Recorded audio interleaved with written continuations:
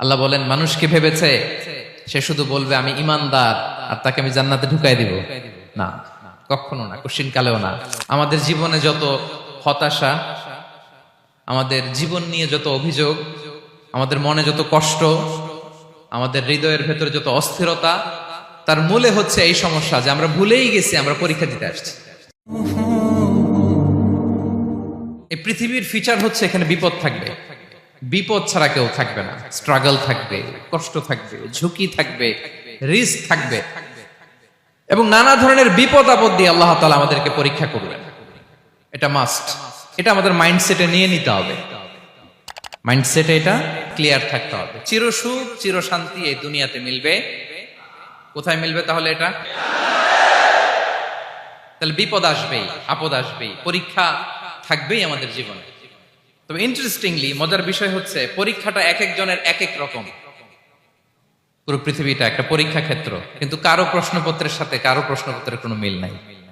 সুবহানাল্লাহ। আমার পরীক্ষা একরকম, আপনার পরীক্ষা আরেক রকম, ওই ভাইয়ের পরীক্ষা আরেক রকম, ওনারটা আরেক রকম। সবাই পরীক্ষার্থী, সবাই পরীক্ষার্থী, কিন্তু কারো প্রশ্নপত্রের সাথে কারো প্রশ্নপত্রের কোনো মিল নাই। কারোর জন্য পরীক্ষা হচ্ছে সে খুব অসুস্থ, প্রচন্ড অসুস্থতা, তার জন্য পরীক্ষা। ক্যান্সারের রোগী, দুরারোগ্য ব্যাধি, ডক্টর বলছে 4th স্টেজে চলে আসছে, কয়েক মাস বাঁচতে পারে, এটা তার জন্য পরীক্ষা। আবার কারো দেখবেন যে খুব একটা অসুস্থতা নাই, অসুস্থতার ঝামেলা নাই, কিন্তু তার দারিদ্রতা আছে, তার আর্থিক অনটন, এটা তার জন্য পরীক্ষা। আবার কারো দেখবেন অসুস্থতাও নাই, দারিদ্রতাও নাই, তার দাম্পত্য জীবনের সমস্যা আছে না নাই? অনেকের দেখবেন এগুলো কোনোটাই সমস্যা না, তার ছেলে কথা শোনে না, মাদকাসক্ত। আহা, মাদকাসক্ত, রিহ্যাবে পাঠায়, আবার আসে, আবার গাঁজা খাওয়া শুরু করে, আছে না নাই বলেন? দেখেন তার পরীক্ষাটা আবার আলাদা। অনেকের দেখবেন মেয়ে বাবার কথা শোনে না। আবার অনেকের দেখবেন যে ব্যবসায় সমস্যা, লসের পর লস, লাভ উঠাতে পারে না। তাহলে পরীক্ষা ছাড়া, বিপদ আপদ ছাড়া দুনিয়াতে কেউ নাই, কেউ নাই প্রিয় ভাইরা। এটা আমাদের মাথায় রাখতে হবে। পরীক্ষা আপনাকে দিতেই হবে, পরীক্ষা দিয়ে দিয়েই নিজেকে প্রমাণ করতে হবে। আর এক একজনের পরীক্ষাটা এক এক রকম, কারো পরীক্ষার সাথে কারো পরীক্ষার কোনো মিল থাকবে না। তো মাঝে মাঝে আমরা এটা ভুলে যাই। আল্লাহ তাআলা কালামে পাকে রিমাইন্ডার দিয়ে আমাদেরকে স্মরণ করিয়ে দিতে চান যে এই পৃথিবীতে আসলে তোমরা এসেছো পরীক্ষা দিতে। আমাদের জীবনে যত হতাশা, আমাদের জীবন নিয়ে যত অভিযোগ, আমাদের মনে যত কষ্ট, আমাদের হৃদয়ের ভেতরে যত অস্থিরতা, তার মূলে হচ্ছে এই সমস্যা যে আমরা ভুলেই গেছি আমরা পরীক্ষা দিতে আসছি।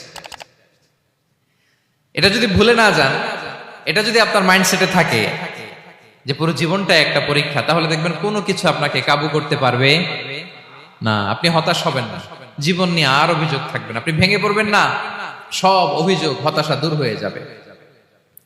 তারপর বুঝতে পারলাম পরীক্ষা আপনাকে দিতেই হবে। পরীক্ষা দেয়া ছাড়া এই পৃথিবী থেকে চলে যাওয়ার কোনো চান্স বা সুযোগ আমাদের কারো নেই। সূরাতুল আনকাবুতে আল্লাহ তাআলা এই কথাটা আরো চমৎকার ভাবে বলেছেন। আল্লাহ তাআলা ইরশাদ করছেন, আহাসিবান নাসু আইয়ুতরাকু আইয়াকুলু আমান্না ওয়া হুম লা ইফতানুন ওয়ালাকাদ ফাতান্নাল্লাযীনা মিন ক্বাবলিহিম ফালা ইয়া'লামান্নাল্লাহু আল্লাযীনা সাদাকু ওয়া লা ইয়া'লামান্নাল কাযিবিন।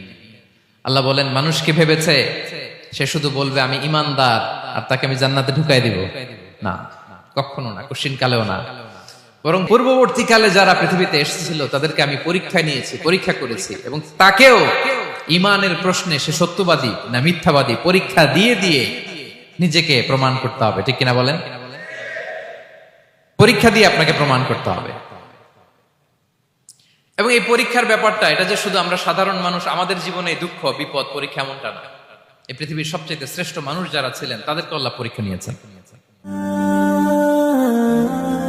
Be a part of our vision. Do listen and share the khair.